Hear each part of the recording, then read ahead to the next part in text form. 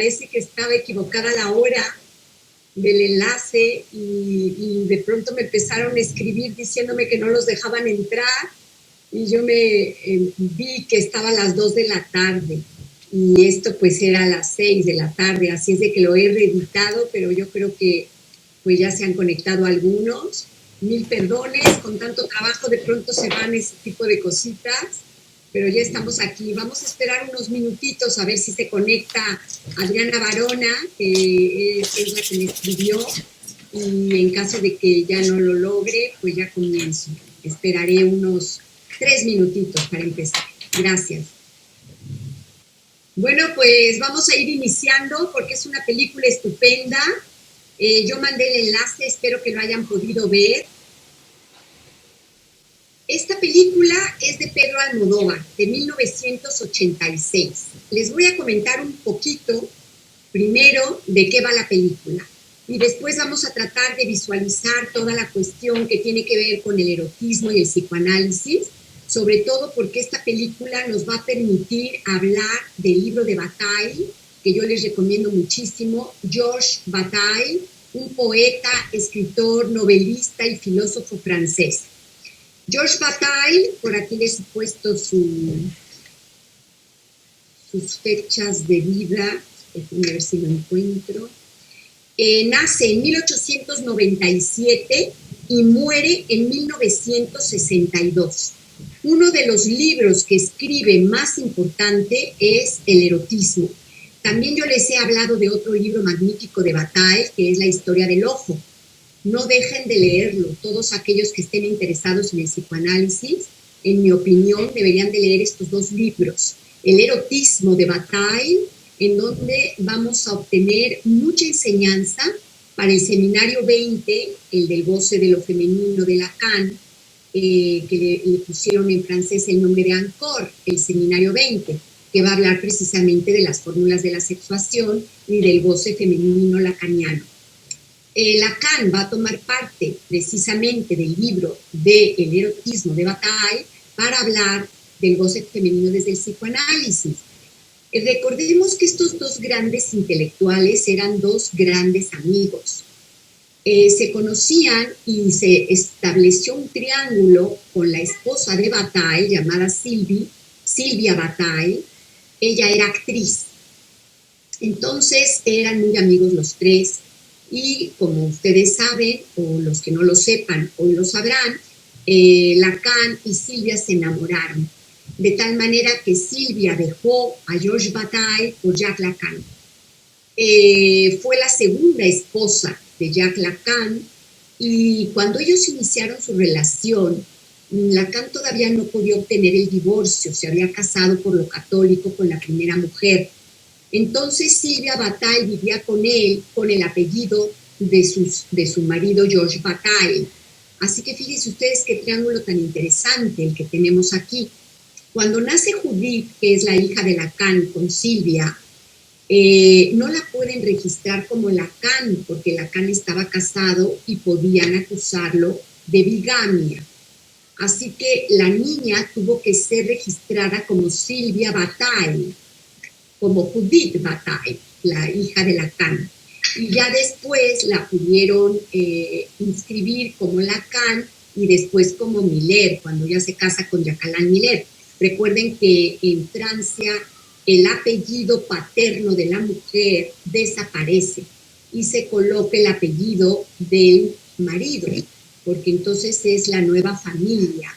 Digamos que hay, en mi opinión, una tirada del nombre del padre de la mujer y ella va a tomar el apellido del hombre que elige en el amor.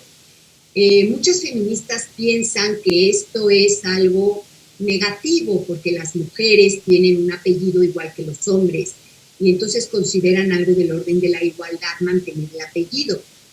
No obstante, yo como psicoanalista me permito introducir cierta observación al respecto, porque en muchas ocasiones hay mujeres que necesitan tirar el nombre del padre por historias personales y prefieren tomar el apellido del hombre que eligen como una nueva familia.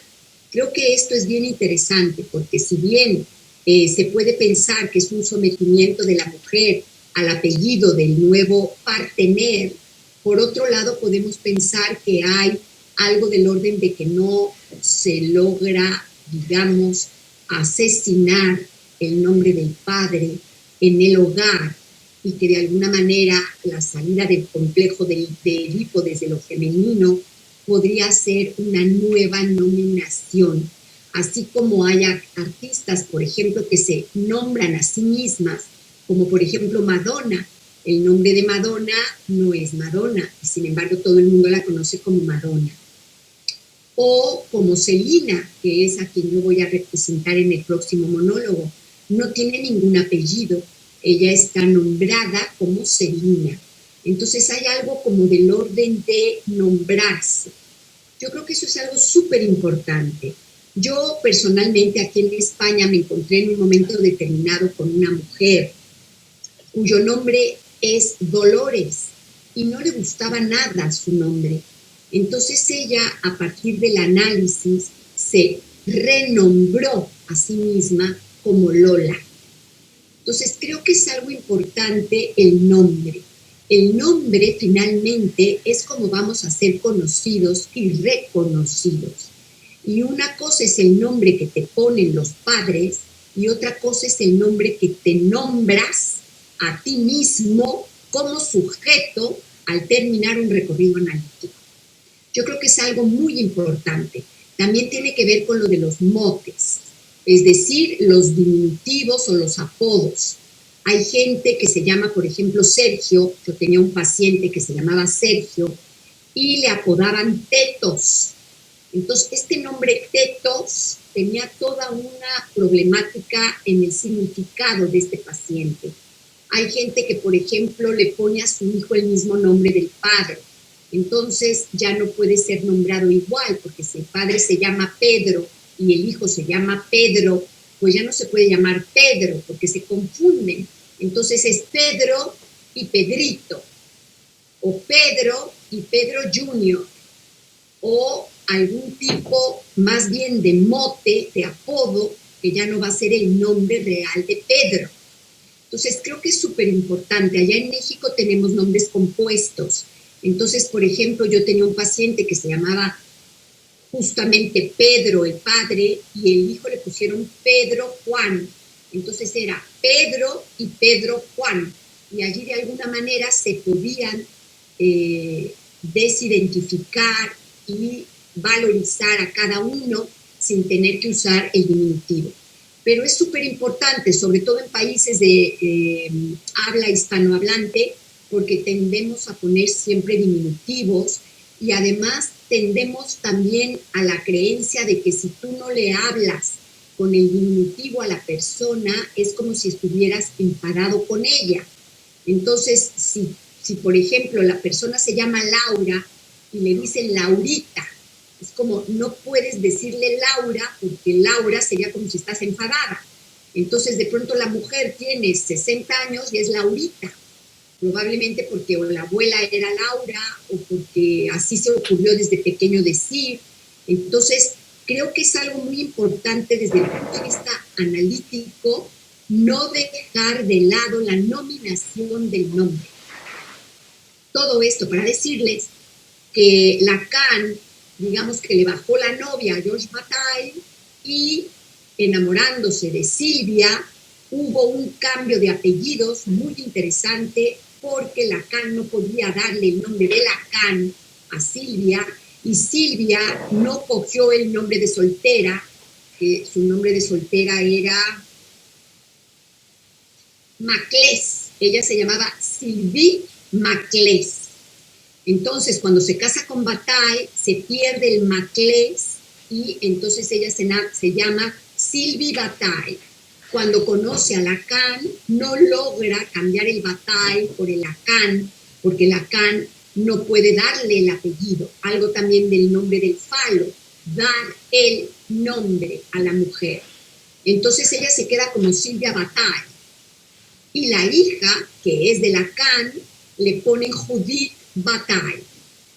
y es hasta que Lacan se logra divorciar que puede inscribir tanto a Silvia, esposa, como Lacan, y a la hija Judith como Lacan, que además muy poquito tiempo va a tener el apellido de Lacan, porque casi inmediatamente Judith se casa y toma el nombre de Miller, que es Jacques-Alain Miller, muy conocido dentro del mundo psicoanalítico. Bien, todo esto para decirles que hoy vamos a tener una importante conversación alrededor del libro del erotismo de Bataille.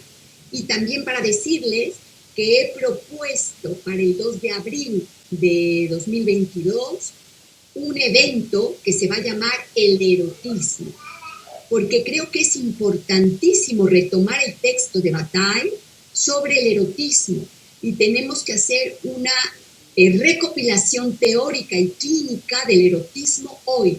Así como hemos visto la sexualidad hoy, tenemos que introducirnos en el erotismo hoy, y haciendo un recorrido desde Bataille, desde Foucault y obviamente desde los psicoanalistas. Esto va a ser el 2 de abril, nuestro evento sobre el erotismo, donde tendremos varios colegas de la Fundación Europea para el Psicoanálisis interesados en participar. Haremos el evento en español, lo vamos a pasar por la UNAM Iztacala, el Colegio de Saberes, de donde el catedrático es Octavio Patiño, y lo vamos a hacer en español, con textos en español en la pantalla para los colegas que hablan en francés. Todo esto ha surgido por esta tertulia del Matador. Entonces, la película de 1986 de Pedro Almodóvar. En ella va a iniciar sus pininos Antonio Banderas. Antonio Banderas sale como el protagonista de Ángel.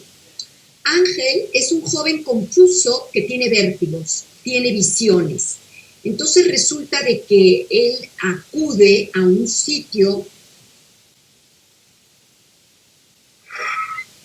en donde el profesor de ese lugar se llama Diego. Este Diego es profesor de tauromaquia. Entonces tiene varios alumnos a los que les enseña cómo torear. Lo que vamos a ver en el fondo en la película es algo precisamente del orden de lo que vamos a llamar la pulsión. En el libro del erotismo en Bataille se habla de que la filosofía es una corriente que nos va a poner en contacto con algo del orden del campo de la perversión.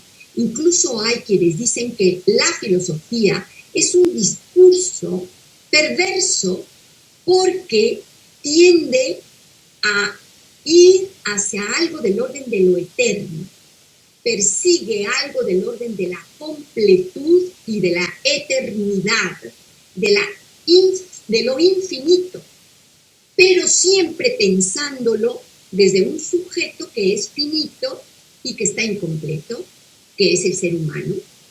Entonces eso lo haría un discurso perverso.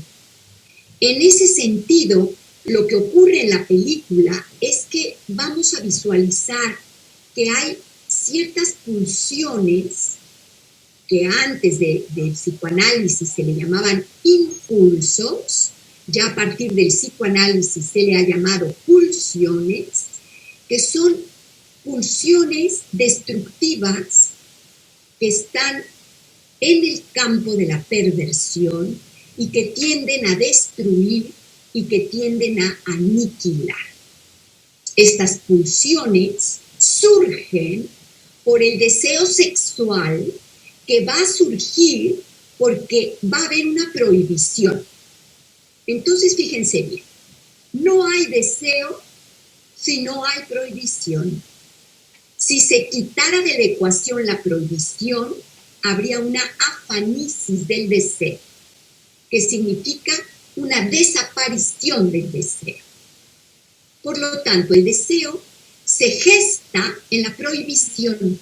Tiene que haber prohibición para que haya deseo. Y entonces, el deseo sexual tiene que ver con algo que está prohibido y que necesariamente se tiene que transgredir.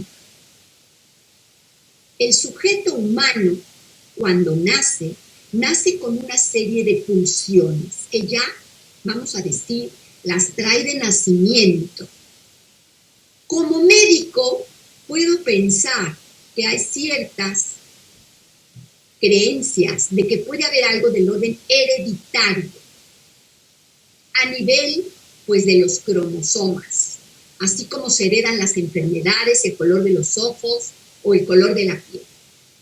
Pero como psicoanalista puedo decir que hay algo del orden de la transmisión del campo inconsciente, en donde también puede transmitirse esta posibilidad de las pulsiones. Y se pueda transmitir pulsiones, vamos a llamar del lado oscuro, como lo del pasajero oscuro de Dexter, que son transmitidas desde abuelos a padres y de padres a hijos. La cuestión es que estas pulsiones, que serían del lado oscuro, son pulsiones que el ser humano va a tener que domeñar. Y aquí es donde ponemos esta palabra domeñar, domesticar. Tenemos que domeñarlas para poder vivir en sociedad.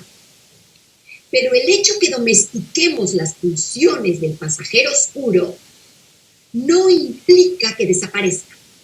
Se reprimen, pero no desaparecen. Entonces es algo complicado porque al estar reprimidas, en algún momento determinado pueden surgir. Y esto es precisamente de lo que habla el libro de erotismo en Bataille y lo que habla el seminario 20 de Lacan.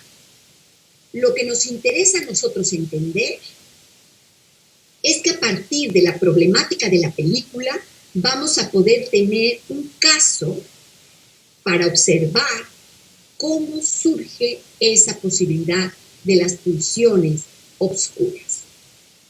Lo que tenemos aquí en esta película es un señor que es un torero. Y ese torero va a dar clases de tauromaquia a jovencitos. Entonces hay un jovencito que se llama Ángel, que es el protagonizado por Antonio Banderas, que tiene muchísima transferencia con el profesor, el maestro. Entonces el maestro, al terminar la clase, se queda con el alumno y le dice que si él es homosexual. Hablan un poco de sexualidad, hablan un poco de la novia que tiene Diego, que se llama Eva, y esa novia es una actriz importante en España.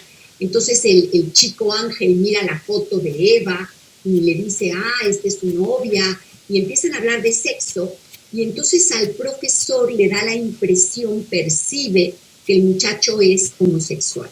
Entonces se lo pregunta abiertamente, pero parece que al chico le cae como patada que lo coloque del lado del homosexual, y entonces se enfada, y para poder demostrar que no es homosexual, decide perseguir a la novia del maestro, a esta chica Eva, que además es su vecina. Entonces la persigue por la calle y la intenta violar, pero no logra violarla. Tiene una eyaculación precoz y no la puede penetrar. Entonces la chica se logra zafar del agresor y cuando va caminando por el barro se hace una herida en la cara y sangra. Y a la hora que sale la sangre, Antonio Banderas, que es el personaje Ángel, se desmaya en el momento de ver la sangre. Eso es algo que le ocurre a algunas personas. Yo tenía un colega que quería estudiar medicina, pero cada vez que veía sangre le venían vértigos y se desmayaba. No siempre se desmayaba, pero le venía mareo y por eso no se pudo hacer médico. En todo caso, no médico cirujano, estudió medicina y después se dedicó a la medicina del deporte. Era un poco complicado para él ver la sangre y le producía vértigo. Pues en este personaje de la película, el ángel, a la hora de ver la sangre, se desmaya. Entonces se queda desmayado y se va para su casa. Vemos que en la casa, recordemos que estamos en 1986, estamos más o menos a una década, un poquito más de la muerte de Franco en España. Pedro Almodóvar empieza a destacar como un director importante en España. Entonces, la película va a ser una parodia y va a haber cosas que hoy en día nos van a parecer un poco, incluso hasta ridículas, algunas escenas, pero si nos ponemos en la época en la que la película fue hecha, es muy interesante visualizar todo lo que se está gestando. La cuestión es que Pedro Almodóvar va a colocar como madre de Ángel a una señora que es completamente asidua al Opus Dei. Entonces vemos que la madre es católica, de estas recalcitrantes, y entonces tiene una relación muy complicada con el hijo, de madre estrago, podemos decir. Entonces el hijo llega y la madre, sin hablar con el hijo, sin tener ningún tipo de relación con el hijo, simplemente dice, eres como tu padre, y lo coloca en un lugar de pecador y en un lugar de rechazo.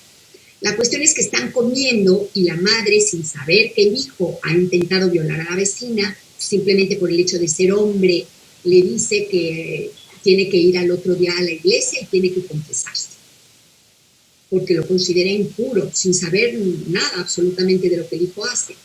Entonces el hijo al otro día, en lugar de ir a la iglesia a confesarse con el cura, lo que hace es ir a la policía y confiesa que ha violado a la vecina. Entonces el inspector de policía llama a la vecina para resolver un poco esto, y la vecina llega a la policía y le dice que no quiere levantar cargos contra Ángel porque en realidad no la ha violado, que la ha intentado violar, pero que no la logró penetrar y que tuvo una eyaculación precoz y que no tiene ningún interés de denunciar. Así las cosas, Ángel mira en la policía que hay unos cadáveres de unas mujeres que están buscando y que hay unos hombres que están muertos también que están buscando.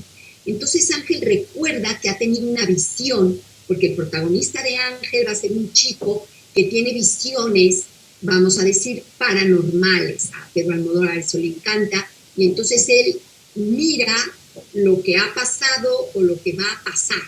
Y entonces él se da cuenta de que hay una mujer que está haciendo el amor con un hombre y de pronto saca una horquilla de su cabeza y mata al hombre en el momento en el que tienen relaciones sexuales, introduciéndole la horquilla a modo de espada entre los omóplatos, de la misma manera como se mata un toro.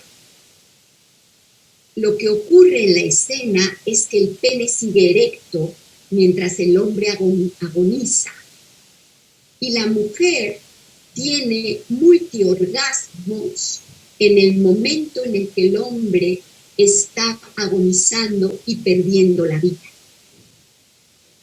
El hombre muere, y así hay varios hombres a los que esta mujer ha matado. Pero la policía no sabe quién es el asesino de los hombres y tampoco sabe quién es el asesino de las mujeres. Pero Ángel lo sabe, porque ha tenido visiones.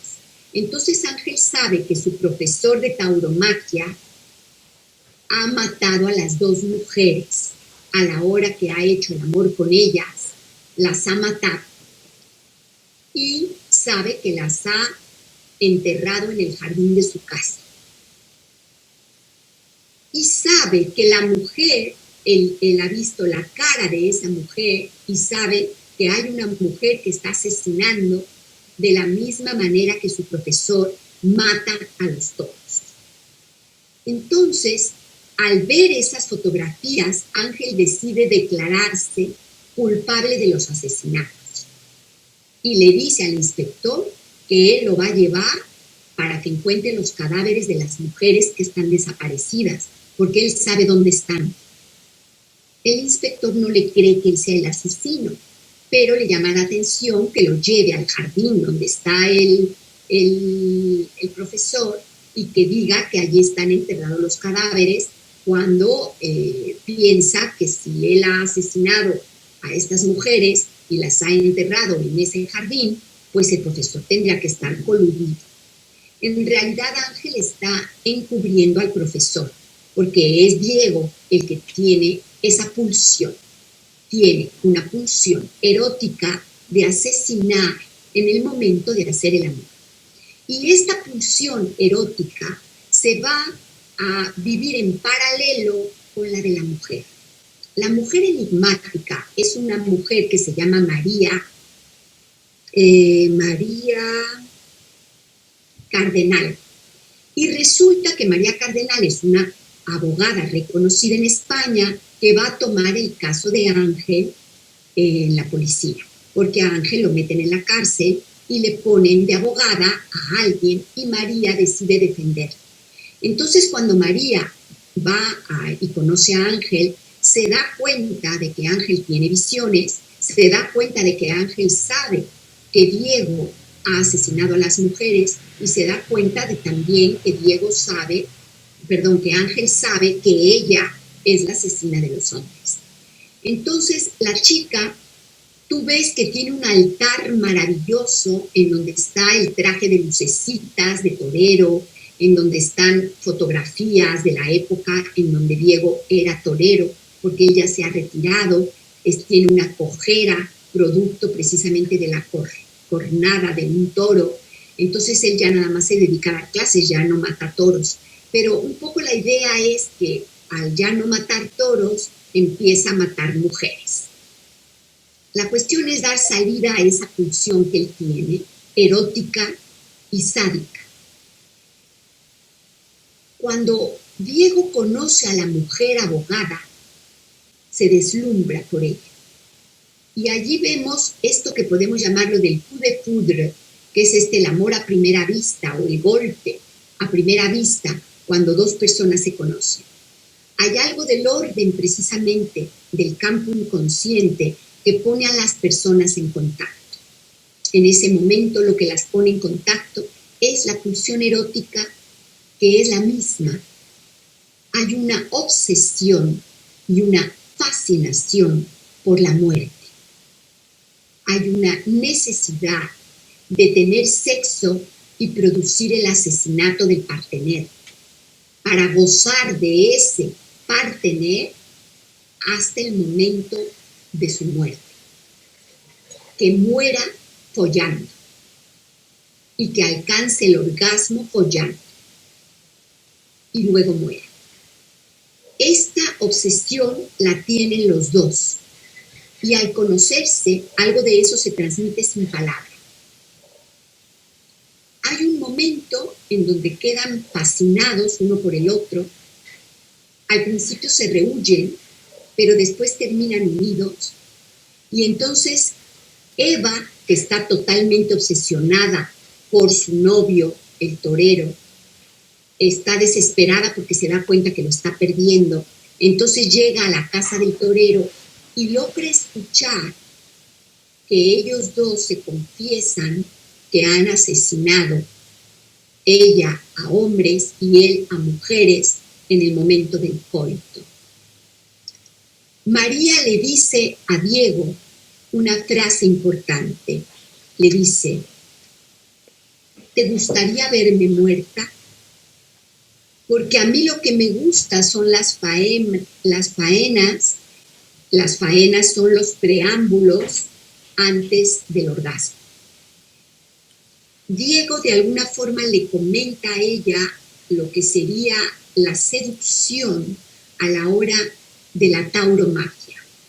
Cómo el torero va seduciendo al toro, lo va trayendo a sí mismo a su terreno con el capote rojo y cómo lo camela hasta que le clava la estocada final. Y de alguna manera María hace eso con sus hombres. Ella es una mujer muy atractiva, entonces los camela, los embeleza, los fascina y después los asesina en el momento precisamente en el que está teniendo el coito con estos hombres. El hombre no se espera el golpe. como el toro tampoco se lo espera. Es un golpe directo, sin titubeos, fino y mortal. Cuando los dos se reconocen en esa obsesión, Diego le responde: sí, me gustaría verte muerta y que tú también me veas muerto a mí. Entonces lo que va a resultar de esta unión mortífera, trágica y erótica es precisamente la destrucción de los dos. Estamos ante el campo de la perversión, en donde el perverso se coloca como instrumento de goce del gran otro para poder completarlo. Podemos visualizar que el ideal del amor es poder hacer que exista la relación sexual que, como Lacan bien lo mostró, no existe. Y cuando Lacan decía eso, lo que quería decir es que no había una unidad de dos hacerse uno, que la relación sexual tiene la posibilidad de repetirse una y otra vez al infinito, porque falla, porque no vamos a encontrar la unión única, absoluta y perfecta en ningún acto sexual. Y es en ese sentido, a partir de la falla, que falla el amor, que falla la sexualidad, aunque haya un orgasmo, y por eso decimos que el animal más triste es el animal post-coito. Pues lo que vamos a encontrar en estos dos amantes es la felicidad post-coito, pero que no tiene otro lugar que la muerte. Cuando el inspector empieza a perseguir a los amantes porque Ángel tiene la visión de que están en peligro, resulta que la psiquiatra de Ángel, que es la actriz Carmen Maura, muy conocida en España, le hace ver al inspector que Ángel no es el asesino y que puede tener visiones de lo que va a pasar. Entonces el inspector decide creerlo y empiezan a perseguir a Diego y a María, que han tenido la cita final en una cabaña en donde los dos saben que van a encontrar la muerte y los dos quieren encontrarla de esa manera. Cuando llegan a la escena, van a encontrar a Diego asesinado por María de la misma manera que María ha asesinado a todos los hombres con los que ella tiene coito. Y posteriormente al asesinato, María se va a meter una pistola en la boca y se va a matar. Entonces vemos a los dos amantes muertos y el inspector dice: mejor que haya terminado así, jamás he visto a nadie más feliz. Y ahí es en donde termina la película. Como pueden ver, una película que nos da muchísimo a reflexionar en torno sobre todo a ese goce perverso, que va a ser el goce que busca transgredir, ir más allá de los límites, en este caso sería más allá de la muerte, para poder hacer posible la relación sexual que no existe, para hacer que exista en ese más allá de la muerte, en donde no va a poder seguir habiendo vida. Muchísimas gracias por la atención. Pasamos a la tertulia. Muchas gracias, Cristina, por habernos compartido esta lectura tan interesante sobre la película. Podemos pasar a la parte de los comentarios. Si alguien quiere participar, puede escribir su comentario en el chat o encender el micrófono, levantar la mano.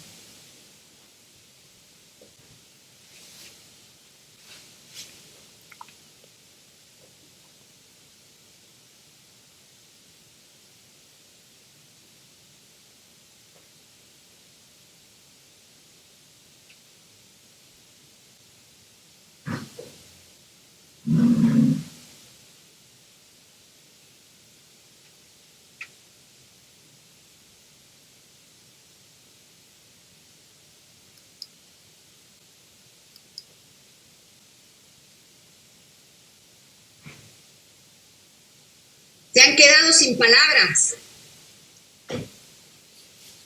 Facu creo que quiere comentar algo, o bueno, levantó el brazo, no sé Sí. si...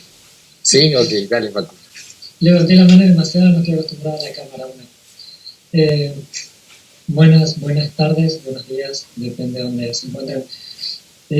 La película me encantó, yo no la había visto, me llamó mucho la atención, ¿no? Como que no estoy acostumbrado tanto al cine tan viejo de Almodóvar, digamos, estoy muy acostumbrado al actual y en realidad me quedó algo que me quedó dando vueltas y que no logro cerrar es, ¿por qué Ángel se echa la culpa? ¿Es por una admiración que tiene por Diego? Porque inclusive, o porque se siente culpable porque la madre le dice que es culpable de algo. Inclusive después se echa la culpa de los crímenes que cometió la mujer también, de lo cual hubiera sido totalmente innecesario. Pero, ¿con qué carga Ángel que lo lleva a hacer esto? Entiendo que quiera violar a Eva, por lo que comentaste, esto de que él quiere probar su hombría, si se quiere, entonces lo hace con la novia de su profesor, que fue el que le preguntó si era homosexual o no.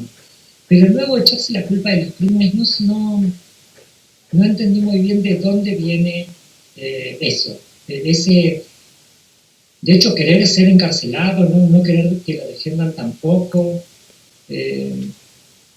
Luego, cuando quiere confesar, al momento de confesar dónde están los cuerpos, también se resiste un poco a eso.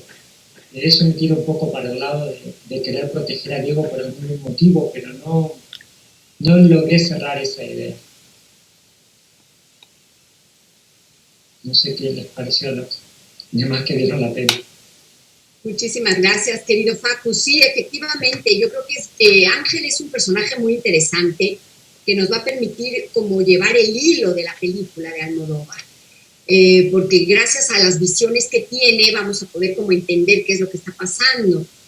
Yo creo que hay en Ángel una culpabilidad sexual, probablemente porque la madre es una mujer del Opus Dei. No se alcanza a ver cuál ha sido la relación entre la madre y su pareja, el padre de Ángel, pero por los gestos de la madre y por lo poquito que habla, como que notamos que no ha querido a su marido. Probablemente a mí me dio la impresión, es una lectura mía, como que el padre de Ángel era medio poscolino y probablemente le ponía los cuernos a esta señora. Hay algo de eso que yo percibí en estas escenas de la forma de la madre con el hijo, porque yo noto a esta mujer del lado de la santa, no del lado de la mujer sexual, para nada, y entonces es una mujer que toma el tecito con el cura, está metida en la iglesia, eso lo vemos hoy en día mucho con muchas mujeres que están en el lugar de la mujer asexual, mujer que no tiene sexualidad, como vírgenes. Entonces, para este tipo de mujer, el sexo es para procrear hijos y no tendríamos la posibilidad de tener sexualidad de otra manera. Cosa que me parece muy interesante ver porque precisamente eso es de lo que trata el libro del erotismo de Bataille. Trata de que los animales tienen sexo para procrear y que los seres humanos nos diferenciamos de los animales porque tenemos sexo no solamente para procrear. Pero hay que tener en cuenta que hay algunas mujeres, y por qué no decirlo, también algunos hombres, que no están de acuerdo con la sexualidad, excepto para procrear, y sobre todo los que son bastante fanáticos religiosos. Entonces, ellos van a reprimir sus pulsiones sexuales, excepto para procrear, lo que significa que puedes tener relaciones sexuales 3 veces en tu vida, si es que has tenido 3 hijos. Se acabó. Tenemos que tener en cuenta eso, es muy importante. Yo creo que la madre de Ángel es de ese estilo de mujer, que ella no va a tener sexo más que para procrear. Entonces probablemente tuvo sexo para tener a Ángel, que es su único hijo, y punto pelota. Entonces seguramente el padre de Ángel habrá tenido pues amantes, o se habrá ido de putas. Y la madre se nota que tiene una especie de aberración a lo que es sexualidad. Y de eso es de lo que acusa a su hijo. Lo acusa de su sexualidad sin saber ni siquiera cuál es la sexualidad de Ángel. Entonces, yo pienso que Ángel es un niño que crece en un hogar demasiado católico, demasiado fanático, con rollo del Opus Dei, y que ese niño tiene una gran culpabilidad sobre sus masturbaciones que probablemente ha tenido, o sobre cualquier tipo de problemática sexual, porque ya vimos que el erotismo humano surge de la prohibición. Entonces, aquí él tiene la prohibición a todo lo que da, como una madre del Opus Dei, y entonces cualquier esbozo de erotismo o de sexualidad que él pueda tener, le parece que está en pecado mortal. Yo creo que él va a confesar a la policía su pecado. Su primer pecado es haber intentado violar a la chica, pero él no dice intenté violarla, él dice la violé. Yo creo que allí tenemos también una parte importante a tratar sobre la homosexualidad, que teniendo en cuenta que Pedro Almodóvar es homosexual, él empezaba a introducir temas homosexuales en sus películas. Este Pedro Almodóvar antiguo, como tú le llamas, porque es una película de sus primeras películas, pues es un Pedro Almodóvar que empieza a esbozar la homosexualidad en pequeños fragmentos, y aquí la pone como un homosexual reprimido, porque como el muchacho no puede penetrar a la chica, podríamos nosotros abrir la posible pregunta, interrogación, sobre si el chico era un homosexual reprimido, no podía penetrar a una mujer porque era gay.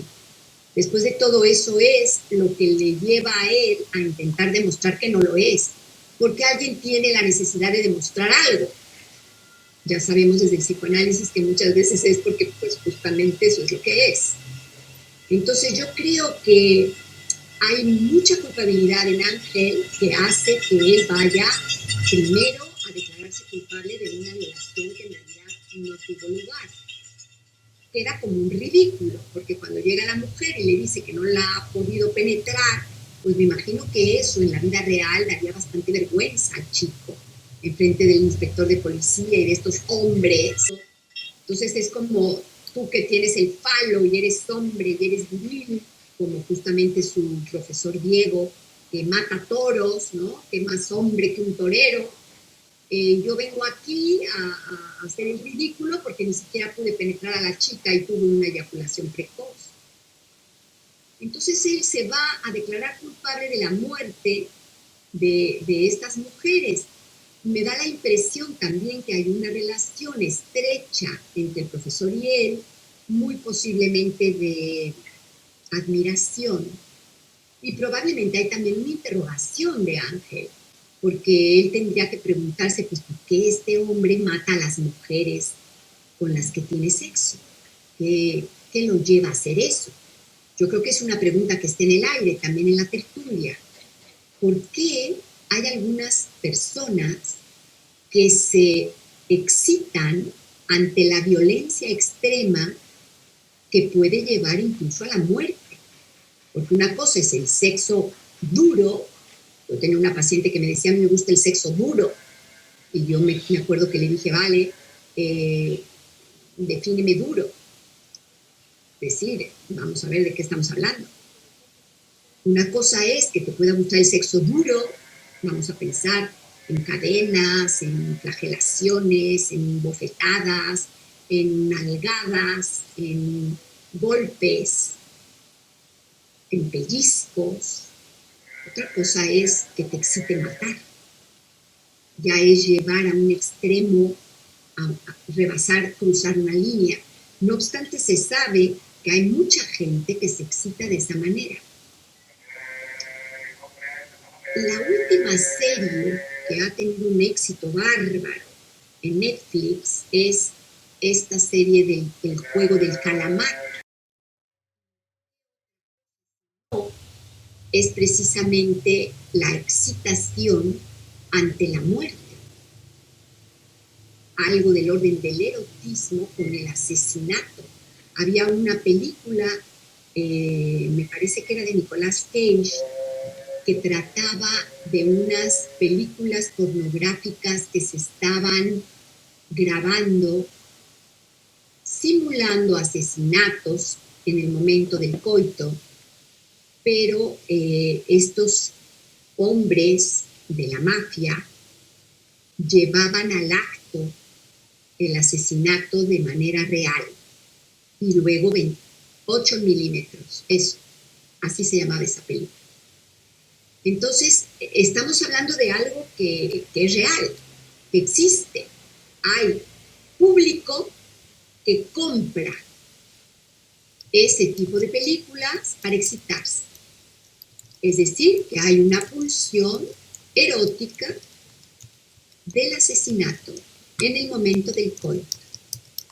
Y sobre todo, coger a la persona desprevenida, porque recuerden ustedes que de eso se trata. Se trata de despertar la angustia, que no se lo esté esperando. No es una persona que diga yo quiero morir de esta manera, como es el caso de Diego y de María. Ellos quieren morir de esa manera. Allí no tenemos la angustia de la persona que se ve sorprendida de pronto por el perverso que la va a asesinar sin que se lo espere. Es una cosa perversa. Es el querer que surja la angustia en la mirada del otro al entender que lo van a matar. Algo del orden de la mirada, de angustia ante esto sorpresivo. Es un poco como la escena de, creo que yo en algún momento les he comentado, un texto mío que escribí sobre un caso en donde me narran que hay un perrito, una mascota, chiquito, y entonces la hermana de esta paciente está acariciando al perrito y de pronto le suelta una bofetada.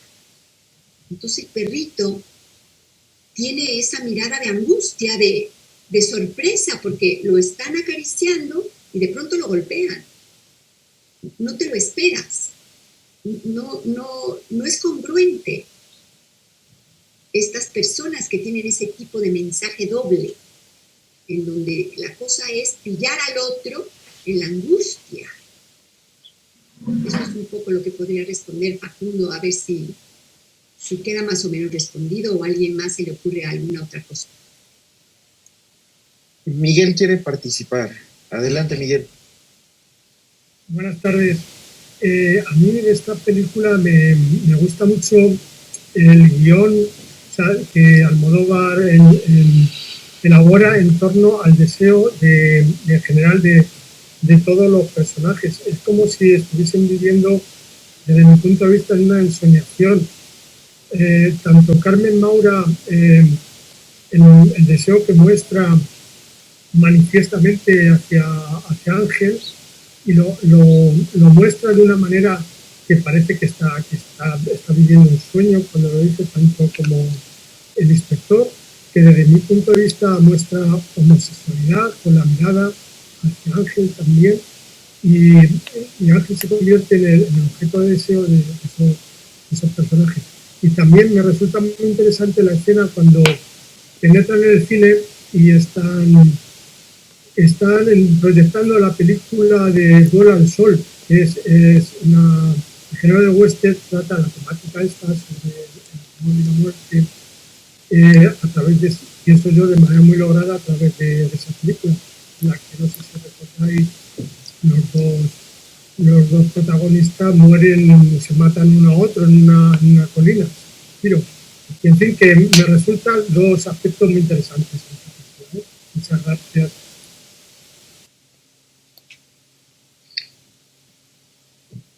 Hola. Esto que menciona Miguel, yo también lo vi cuando llega a ver a los chicos que están como entrenando, ¿no? Esta parte del inspector, como que se hacen estas tomas, ¿no? A los jóvenes. Otra cosa que yo también me había quedado pensando y me estaba animando a preguntar, ¿no? Fue la misma pregunta de Facu, ¿no? de por qué el personaje de Ángel se culparía, ¿no?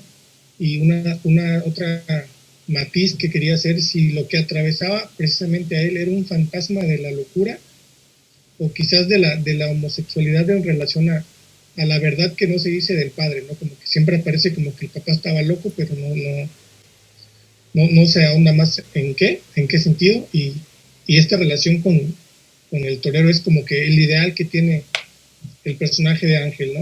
Otra cuestión que yo tenía mucho la duda hasta que Almodóvar lo presenta como una cuestión mística, o no sé cómo decirlo, son las visiones de Ángel, ¿no? Yo tenía la intención de preguntar si no fuera así como que una cosa ahí mística de poder percibir cosas, es cuál sería la función de este retorno de estas ideas en la mente de Ángel, ¿no? Como de ver los asesinatos y que todo eso vuelva como producción. Nada más.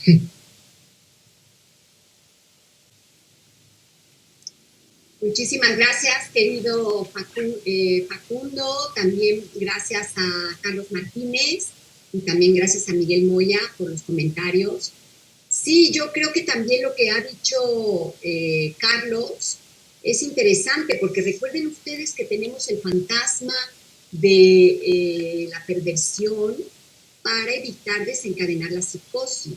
Entonces aquí podemos ver que el personaje de Ángel pues tiene estas visiones que de alguna manera están colocadas como algo paranormal, porque no son delirios, se supone que él está viendo lo que va a pasar y él ve lo que pasó.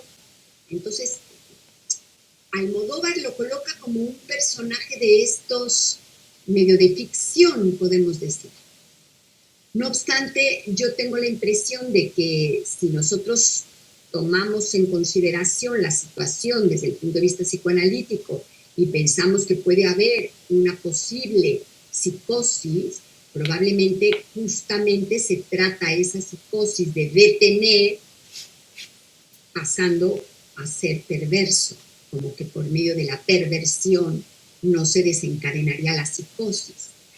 Y creo que sí, está allí lo que dice Carlos, está allí la interrogación sobre el padre y la pregunta sobre el padre, que es una pregunta de por qué mi madre está tan en contra de los hombres. Es una madre completamente depredadora de hombres, la madre de Ángel. Es una madre extravagante en ese sentido.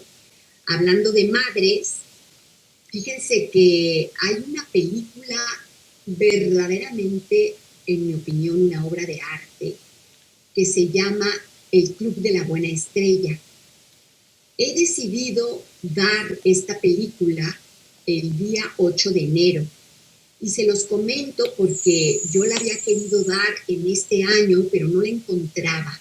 Y como es una película muy antigua también, que ganó premios en el Festival de Venecia y ganó varios premios esta película, pero es una película también clásica y antigua.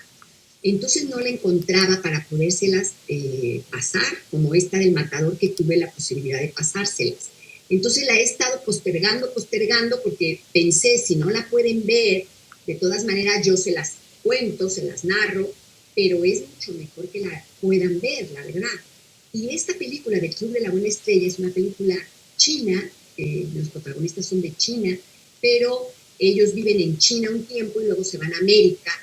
Es una película hermosísima porque nos va a permitir hilar todas las estructuras: neurosis, psicosis, perversión, relación madre-hija, porque estas son películas que vienen de la abuela, la madre y la hija. Todas hembras, todas mujeres, todas generaciones desde atrás hacia adelante, vamos a decir, ¿no?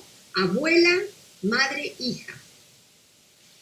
3 generaciones. Lo mismo que vemos en Antihermanas, 3 generaciones. Y todo lo que se va transmitiendo en esas 3 generaciones, lo que se logra transmitir con la palabra y lo que no se dice con la palabra y se transmite de todas maneras, y se convierte en síntoma y se convierte en sufrimiento. Ojalá puedan verla, ya la conseguí, se las voy a enviar desde ahora porque tenemos el mes de diciembre para verla. Les comento que como yo la consigo en WeTransfer, caduca Entonces no la dejen para, luego la veo, porque les va a caducar el enlace. Yo se las voy a enviar hoy para que la vayan viendo cuando vayan pidiendo, pero no se tarden, digamos, mucho, porque se caduca. Y la vamos a poder hablar de ella en enero, porque van a aprender lo que no se pueden imaginar de psicoanálisis con esta película. Son 4 mujeres, 4, de 3 generaciones. Así que tenemos 4 abuelas, 4 madres y 4 hijas. Y todo lo que se gesta alrededor de estas 4 mujeres en esas 3 generaciones. Verdaderamente una obra de arte. Yo se las voy a enviar hoy para que los que puedan las vayan viendo, y el 8 de enero nos vamos a dar cita para aprender muchísimo, pero muchísimo de psicoanálisis. Porque aquí, por ejemplo, en esta película, lo que yo veo es que hay mucho del orden de la invención. Tenemos la invención. Por ejemplo, pues eso, que un hombre pueda tener visiones de lo que está pasando en ese momento. Eso no le podemos llamar psicosis. Hay algo como que él tendría un don sobrenatural, ángel. Y lo comento porque, por ejemplo, fíjense ustedes que hubo otra película que se llamó La Última Tentación de Cristo. Esta película es de Scorsese y es una película tremenda que en su época quemaron los cines en Francia. Los movimientos católicos en Francia, la Francia liberal, quemaron los cines para que no pasara la película. ¿Y por qué? Nos preguntamos. Porque en La Última Tentación de Cristo trata algo que tiene que ver con esta misma película del Matador y que va a tener que ver también con la película del Club de la Buena Estrella y que tuvo que ver con la película del Imperio de los Sentidos, porque yo les decía que El Matador, Almodóvar lo hizo como una parodia al Imperio de los Sentidos. De lo que se trata es de rebasar el límite. En La Última Tentación de Cristo lo que tenemos es la idea ficticia de que Cristo fuera tentado por el diablo en el momento en el que esté en la cruz y va a morir. Entonces se le aparece el diablo en forma de serpiente que se convierte después en un niño y le susurra al oído cómo hubiera sido su vida, la vida de Jesús, si decide renunciar al sacrificio de ser el Hijo de Dios. Y entonces lo que ocurre en esa película es que vamos a tener la vida de Cristo, lo que hubiera sido si no lo matan. Y entonces Cristo tiene sexo con María Magdalena, se casa con María Magdalena, tiene hijos y tiene una vida normal como un hombre normal, y eso no lo pudieron soportar los católicos. El pecado de Scorsese fue poner a Cristo follando. Ese fue el verdadero pecado. No el hecho de que Cristo tuviera una última tentación de pensar en una vida normal, humana, sino el pensar que Cristo podía haber follado con María Magdalena. Ese era lo que no pudieron soportar los católicos. Entonces, fíjense ustedes, estamos ante algo del orden de cruzar los límites de lo sagrado, algo del orden de la transgresión en su máxima expresión. Y yo me pregunto, ¿excitará eso a algunas personas? A nivel del erotismo, pensar en Jesús follando con María Magdalena puede causar eróticamente pulsiones que exciten a cierto género de personas. Es posible que la respuesta sea que sí. Ahí se los dejo a la reflexión.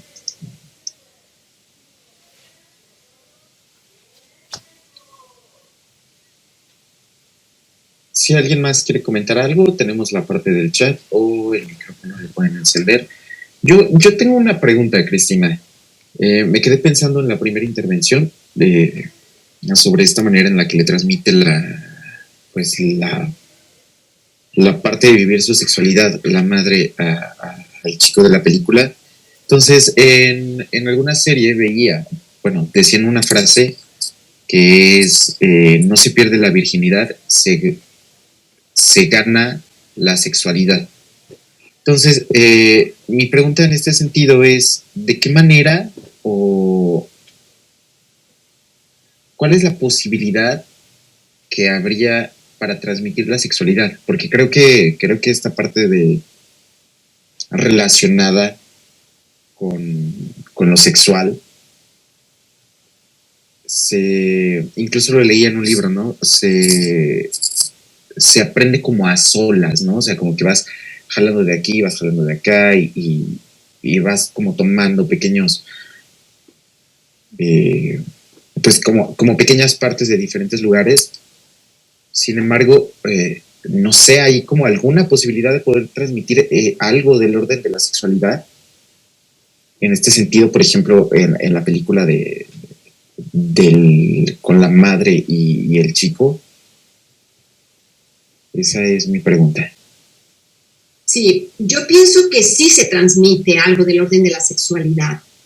Lo que pasa es que tendríamos un poco que pensar qué es lo que se transmite, porque podríamos tener la idea de querer transmitir algo, quizá podríamos poner la palabra positivo, sano, o para usar lo que hoy está muy de moda, algo que no fuera tóxico. Y yo creo que este es el dilema.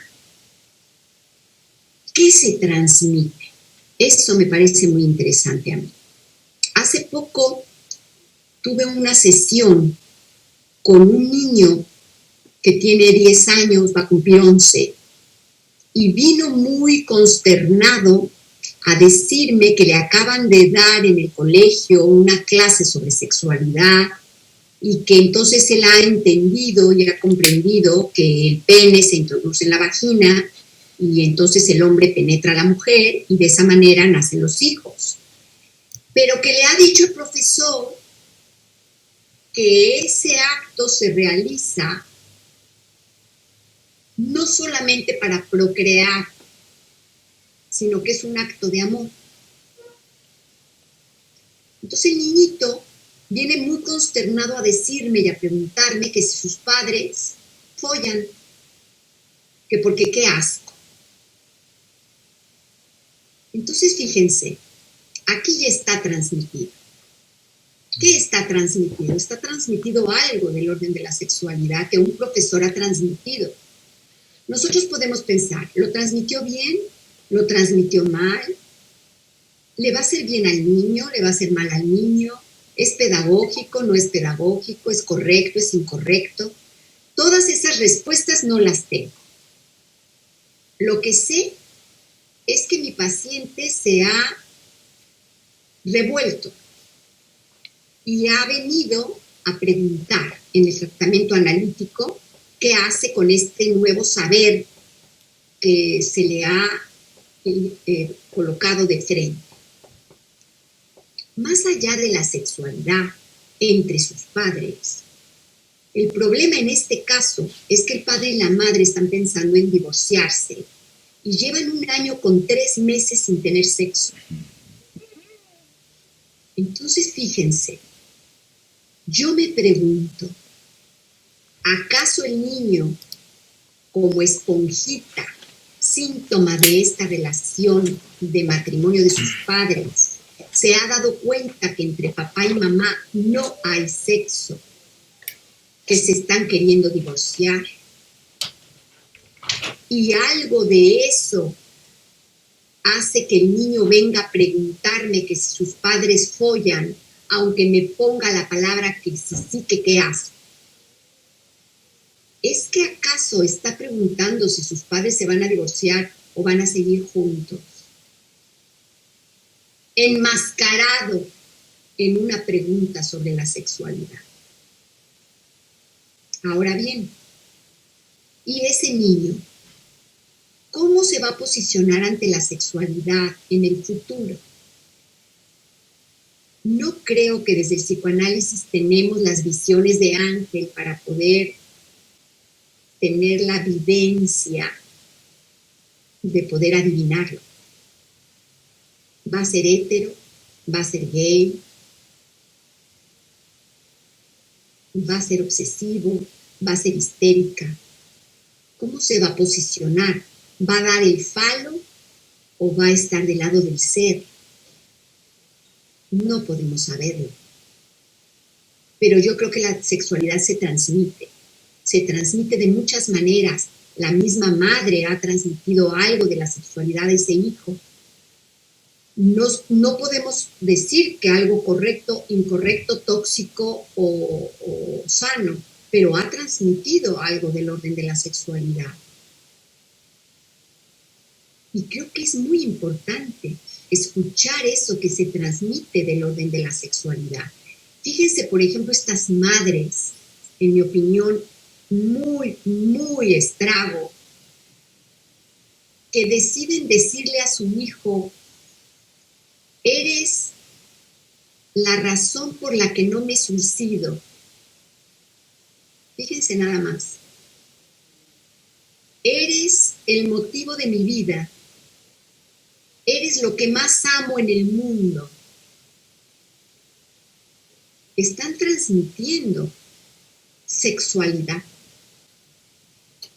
Están transmitiendo muchas cosas con estas frases. En el caso de la madre de Ángel era lo opuesto. Ella está transmitiendo: hijo, te odio, tanto como a tu padre, punto. Probablemente si ese hijo se convirtiera en sacerdote, la madre lo querría, porque parece que es la única posibilidad de tener relación con un hombre, que sea cura y venga a tomar tecito con pastas. Yo creo que sí se transmite la sexualidad de muchas maneras. La cuestión es tener la posibilidad de observar de qué manera se va transmitiendo la sexualidad y qué es lo que en cada caso vamos escuchando. Lo mismo, por ejemplo, hay un caso que lo puede, creo yo, esclarecer bastante. En este momento yo tengo unas pacientes que son mujeres y ellas tienen una relación homosexual y están casadas y tienen hijos.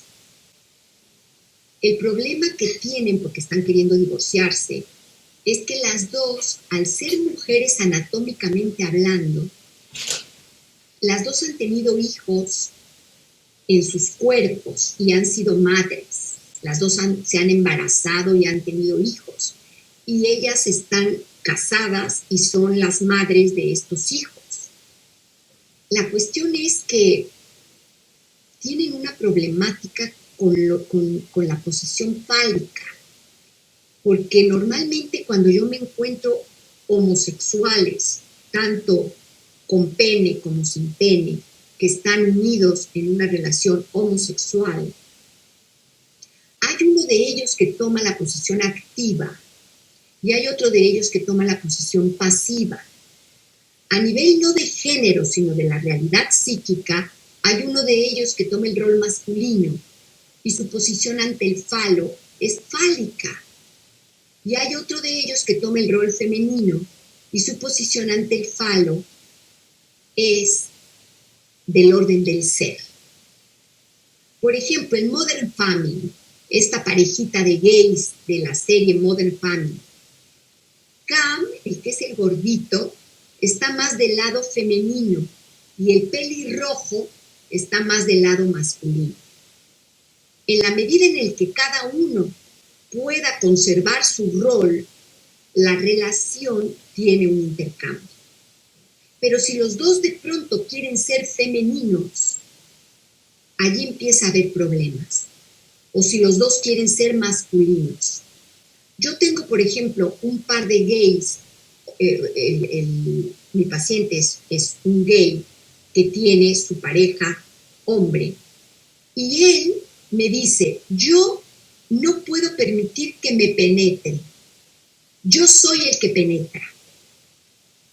Allí tenemos el falo. Este hombre tiene el rol masculino y su partener se deja penetrar, tiene el rol femenino.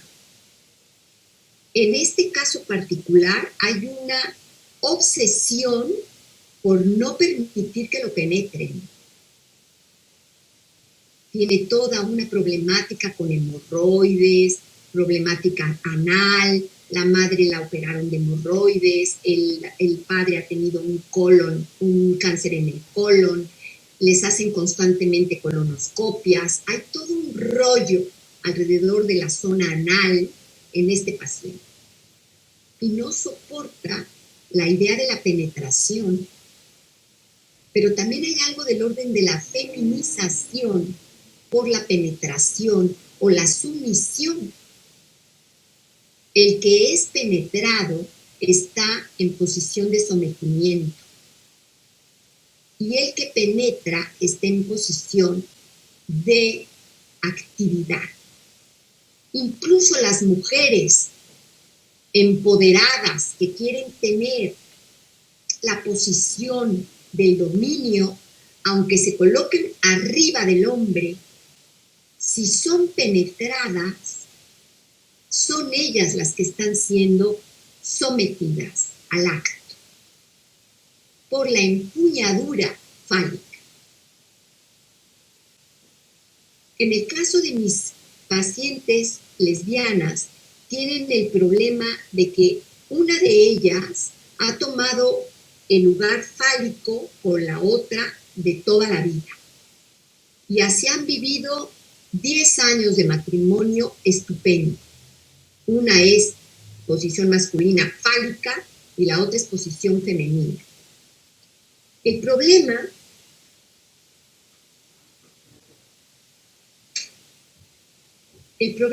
es que cuando han tenido a los hijos, la que estaba en la posición masculina no logra seguirse posicionando ahí.